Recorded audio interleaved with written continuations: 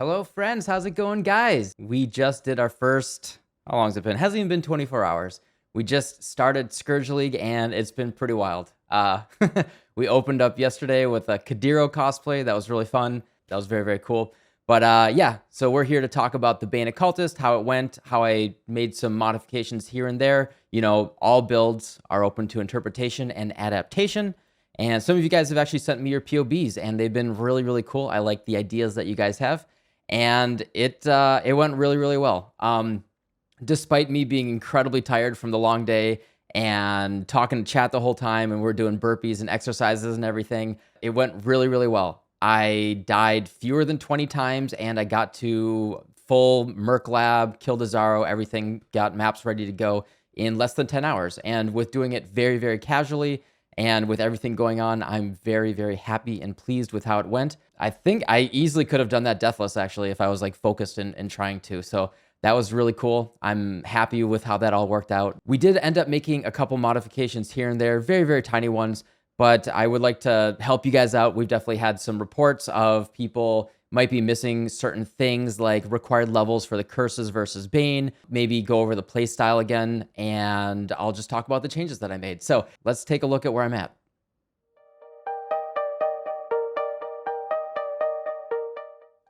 All right, so this is where I am now. I hit level 70. I killed Kitava, I believe, round level 64 or 65. It was very, very easy and comfortable. You know, it's not an instant destroy the boss instantly type of build. You know, you're not just going to one-shot them, but very, very comfortable with the temp chains and the hinders and everything. It's incredibly comfortable. Damage over time, just run around and dodge things. Yeah, so let's go into maybe some modifications and just some updates versus the last video. I did misspeak a couple times because I was really sleepy when I recorded the previous leveling video. I did say that Holy Flame Totem could be supported by infused channeling. That used to be true, but they did change that, I believe, last patch. What I ended up doing is Holy Flame Totem with Summon Phantasm, and then an added X damage, either lightning or cold, whatever your sockets look like. Flame Wall with Arcane Surge. We changed that to Controlled Destruction in Act 2. We can also use Combustion if you prefer.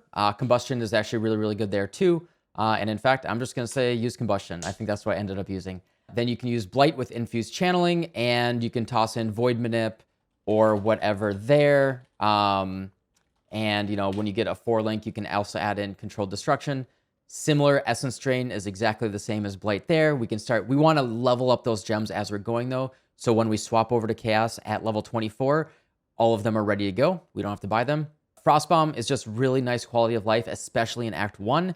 I actually kept it all the way through killing Kitava until you get your Merc Lab and you get Void Beacon. The minus regen is actually really good regardless of if you're doing cold damage or whatever. Then I ran Vitality and Clarity. In Act 1 and Act 2, we are mana starved because all of the spells that we're dropping do cost a lot of mana. However, once we switch over to Chaos, we are all done with mana. The big thing here is that Arcane Will is huge. It got buffed this patch, and it totally solves our mana issues. We don't have to rely on that anymore. It's really, really nice. Then I ran Steel Skin, put that on your left click. Steel Skin got super buffed, like a gigantic buff in my opinion. You are now immune to bleeding when Steel Skin is up, so it's huge. You don't have to worry about that anymore. When you're fighting those stupid mobs that all have those physical projectiles, no more issue. Then Flame Dash with Arcane Surge. So very similar to before, but just to clear up, this is exactly what I did yesterday.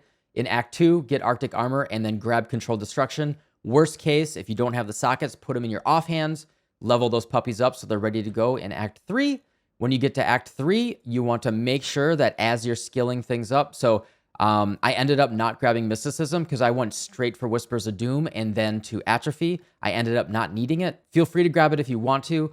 But, you know, I knew I was going to go to a staff eventually, and I didn't want to respec. Totally okay if you want to do that, though. So I grabbed Whispers of Doom. I did initially go down just so I could get it ASAP. In Act 3, as soon as you find Tolman, you can go to Clarissa, buy those gems, grab Bane, Temp Chains, and Despair. And then if you have a 4-link, you can add in Void Manipulation or Controlled Destruction. Very, very important with Bane. I actually don't even know how people did this. I don't know if they put the Curse Gems in, leveled them up, and then they grabbed the Bane. but a few people yesterday reported that when they were casting Bane, it wasn't applying curses. So the way that that can happen is it says only applies hexes from curse gems requiring level X or lower. So if your curse is required too much high level over your Bane, then you won't be able to apply the curse. So just be very careful that you're not leveling up your curses and then you grab Bane. Few people that happen to. Worst case, just buy the level 1 gems again for the curses, leave your Bane high level, and then they'll catch up and you'll be good to go. Then your Blight, very, very similar gems across the board. Blight with infused channeling, and then Void Manipulation / Controlled Destruction once you have a 4-link. And then Essence Drain, basically the same thing, but we do use Efficacy, which is really nice because it makes Essence Drain last very, very long. So every 6.7 seconds I ED, so I'm just doing really nice casual damage without being anywhere near the monsters. So in Act 4, I did grab a Chaos Golem. He's nice to have, get a little bit of more physical damage mitigation, especially if you're in Act 4. There's a lot of physical mobs in the belly of the beast. It's just really nice for getting through things. He dies once in a while, but honestly, he feels tankier than he used to in the past, and he's up a good amount of the time. So really, really nice. And then in terms of, and then really that was it all the way through. There was one fun gem that I teched in that I'll show you guys in a second. But other than that, it's very, very close to what I made in the video yesterday. And it was comfortable all the way through, for me at least. Important thing is the playstyle, which I will go over in just a second to reiterate that. And then a very, very important thing is you want to get those plus Chaos Gem wands ASAP as soon as you're switching over to Chaos. I bought both of mine for 1 Chaos each. So just grab them as soon as you have a Chaos, 1 Chaos for 1 + 1 Chaos. Yeah, my damage was just really crazy all the way through. It just felt really, really comfortable. All rares, all bosses, everything went down very, very quickly. Also, just, to reiterate this, there's a general, unspoken rule, I guess, of you want roughly 300 life per act. So you want, by the time you kill Kitava, you want as close to 3,000 life as possible. I had a few people reporting like, oh, I'm in Act 4 with 600 life and I'm very squishy. That is the way the game works. Yes, all builds will be squishy with 600 life in Act 4. You roughly want to get about 300 life per act. Always double check your resistances. Keep them as close to 75 as possible. I need to cap mine now that I killed Kitava, but, just go back to your hideout and you can just craft on some little baby resistances here and there, and you can just keep those reses capped. It'll feel way, way better. And then I didn't do this until I did a few maps, actually. So a few maps in, have about 5 to 8 chaos. I bought my Cane of Unraveling. It was a 1-socket. 1-socket Cane of Unraveling. I got this for 5 chaos last night. It's just got a couple. This has got my auras in it. No big deal. And I'm very, very comfortable and happy with how this build plays right now. And then in terms of the passive tree and the things that I may have changed a little bit, is I did initially go down here, and then I later, when I had an extra skill point, I went across the top just so we can use those nodes. I did end up taking the +1 level of all chaos skills gems. The vast majority of people said that they were very happy and comfortable with it, and I am too. The most important thing is just run a Vitality. Once you get the mastery right here for Vitality has 100% increased mana reservation efficiency, we can reserve Vitality without barely even touching our mana, right? I have level 16 Vitality right here, and it barely touches my mana. So it's just really, really comfortable. Like if you look at my life, yeah, it's going down if I'm super, super, super spamming. But honestly, like if I hit a life flask, it's really just comfortable. And especially with Blood Drinker, I am now recovering 2% of life on kill. So when you kill a whole pack of monsters, you're looking at, 10 to 16% of your life is getting back anyway from a single cast. So I found the +1 absolutely worth it to go for the damage. That's your own preference, but you don't have to if you don't want to. I did end up taking Arcane Expanse. The AoE of Bane felt smaller than I remember it, just from when I was doing leveling practice at the beginning of the week. I don't know if that changed. It probably didn't. I might just be missing something, but I ended up taking Arcane Expanse, 20% AoE, 1 point. It's worth it. Then I went down, grabbed Growth and Decay. I got the skill effect duration. I really, really like duration. Makes mapping more comfortable. And then went just straight line, grabbing these things as I went through. I got the movement speed here. I will probably be switching this to Cannot Be Stunned just for more quality of life. When you swap into the Nightmare of the Scourge, you don't want to get stunned on the first hit. So very, very nice mastery right there. And then I took, the Vitality here, went up here and I took the plus 50 to maximum life.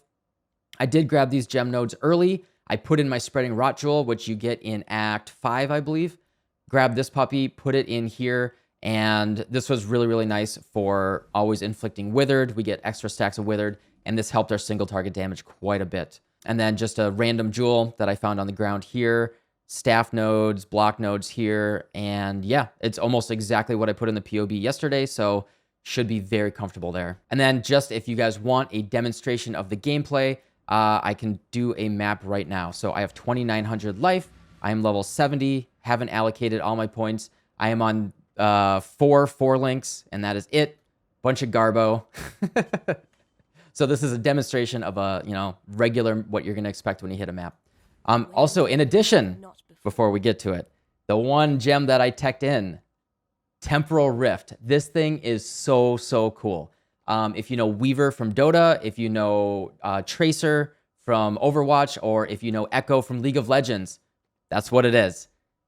You teleport back in time 4 seconds ago from where you were, and it sets your life in ES to where that was as well. It's an awesome, oh crap button, and it just feels cool. You can do these really, really cool plays where you can, dodge certain attacks and hits and everything.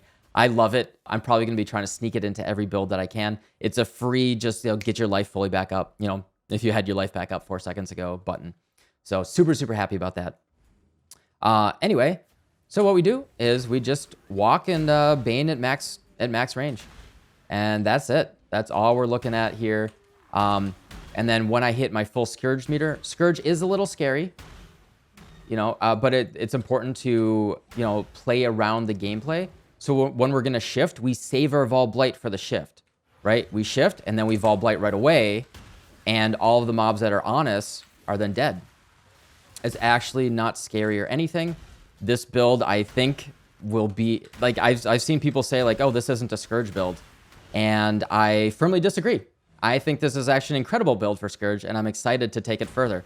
A couple things I'm considering teching. If you want to get safer, instead of punishment for your third curse, consider Enfeeble. Your Despair or your Bane will be able to put Enfeeble on the monsters, and that will just really, really make you tankier. Another thing that you can do is you can put in Spell Cascade with your Bane, turn that into Awakened Spell Cascade for your 6th link a little bit later, and then you will hit your entire screen with Despair, Temp Chains, and whether Enfeeble or Punishment, whatever you want more damage or more tankiness. It's really, really cool. So yeah, let's get to the map boss and just show what the single target looks like. Hopefully that was a decent demonstration of what scourging and running maps and everything should look like. Really, with the correct play style, make sure you're not flame dashing into packs. You cast your Bane at range, and you're good to go, man. I'm actually incredibly pleased with this. I think it's going to be a very, very good league mechanic skill, and then you're good to go. I forgot to put Essence Drain on him. I don't know why he's frozen and not moving, but there you go. Easy peasy, and that's what it looks like fighting map bosses as well. That's what mapping and doing the Scourge mechanic and everything feels like. It's really just, make sure that you have all the pieces put together, and the build, you are doing justice to the build with using the right support gems and everything. I'm incredibly pleased with how this has worked out, and I've been so happy that you guys have been enjoying this build. So I'm just happy with that. Thanks for all the support and everything. You guys are incredible, and I'll see you guys next time. Thank you.